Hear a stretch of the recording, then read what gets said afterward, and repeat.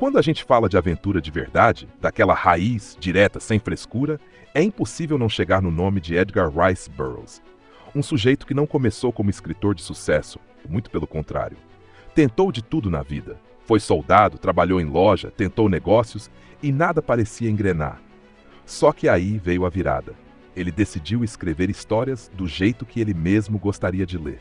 E foi aí que o mundo ganhou alguns dos universos mais marcantes da literatura popular. Burroughs nasceu em 1875, nos Estados Unidos. Pegou uma época em que o mundo ainda tinha muito mistério, muita terra desconhecida, muita curiosidade sobre o que existia além do horizonte. E ele soube aproveitar isso como poucos. Não era um escritor acadêmico, cheio de teoria. Era prático. Ia direto ao ponto. Ação, aventura, coragem, perigo e sempre aquele senso de descoberta. O primeiro grande sucesso dele foi Sob as Luas de Marte, que apresentou ao mundo John Carter, um sujeito da Terra que vai parar em Marte, ou melhor, Barsoom, como os próprios habitantes chamam. E aqui já dá para entender o estilo do Burroughs. Ele não ficava enrolando explicação científica. Ele queria contar uma boa história. Marte não era um planeta morto, era um mundo cheio de cidades, criaturas estranhas, guerras e códigos de honra. E funcionou. Funcionou muito.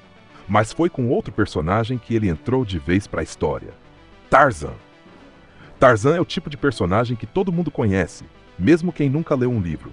O homem criado na selva, entre os animais, que cresce forte, ágil, com um senso de justiça muito próprio.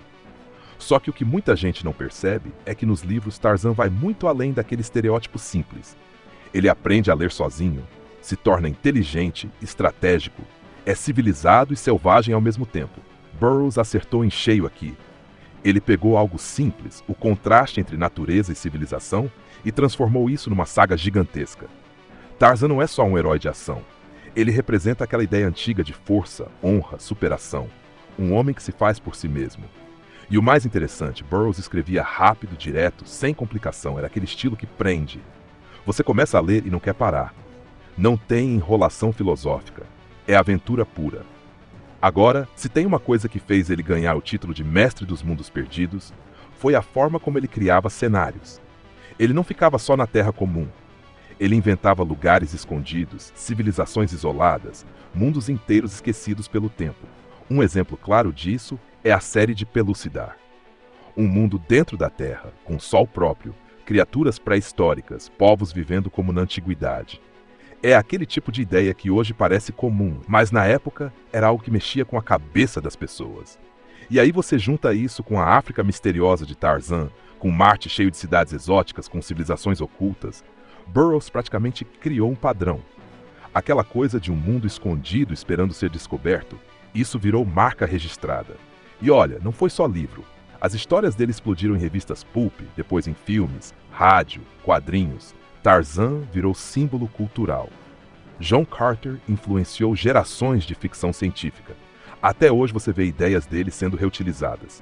Agora, sendo bem direto, Burroughs não era perfeito. Ele escrevia dentro da mentalidade da época dele. Algumas visões envelheceram mal. Mas separar isso da contribuição dele é importante. O cara abriu caminho. Ele mostrou que dava para contar histórias grandes, cheias de ação, sem precisar complicar. E mais importante, ele entendia o leitor. Ele sabia que, no fundo, todo mundo gosta de uma boa aventura.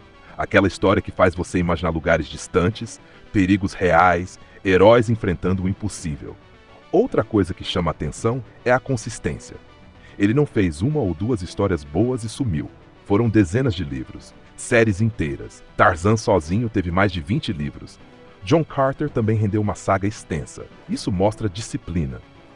Mostra alguém que tratava a escrita como trabalho sério, não como passatempo. E tem um detalhe curioso.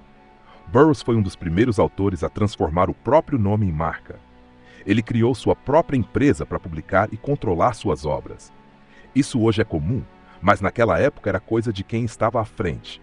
Ele não só criou mundos, ele soube administrar o que criou. E no fim das contas, o legado dele é simples de entender.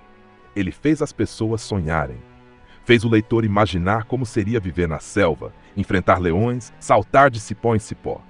Fez imaginar como seria pisar em Marte e encontrar civilizações desconhecidas. Fez o leitor sentir que o mundo ainda tinha mistério. Hoje em dia, com tudo explicado, tudo mapeado, às vezes isso se perde. Mas naquela época não. E Burroughs soube capturar exatamente esse espírito.